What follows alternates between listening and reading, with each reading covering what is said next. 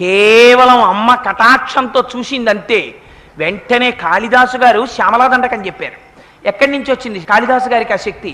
అమ్మవారు మూకుడని కంచిలో దేవాలయంలో ఎప్పుడూ కూర్చునుండేవారు. ఆయన పేరేమిటో కూడా ఎవరికీ తెలియదు. ఆయన మూగివాడు. సాధారణంగా మూగితనం ఉంటే చెవుడు కూడా ఉంటుంది. ఆయన ఎప్పుడు మాట్లాడేవారు కాదు, అలా కూర్చుని ఉండేవారు. ఆయన అదృష్టం పట్టింది. ఒకనాడు అమ్మవారు అలా వెళ్ళిపోతూ చూసింది. చూసి నిర్హేతుకంగా అమ్మ తన యొక్క కరుణని ప్రసరింపచేసింది కళ్ళల్లోంచి. అంతే. కొంతమంది అంటారు మూకుడికి తన తాంబూలం తీసి ఆయన నోట్లో పెట్టిందంటారు. ఏదైతేనే అమ్మ కరుణ ప్రసరించిందంటే వెంటనే ఆయన నోటి వెంట 500 శ్లోకాలు వచ్చాయి. 500 శ్లోకాలు కూడా ఎంత గొప్పగా వచ్చాయో తెలుసా అండి? మూక పంచశతి అని పేరు దానికి. ఆయన అమ్మవారి మీద వెంటనే ఆర్యాశతకము అని ఒక శతకం చెప్పేశారు. అమ్మ ఒక్క చిరునవ్వు నవ్వింది. మందస్మిత శతకము అని చిరునవ్వు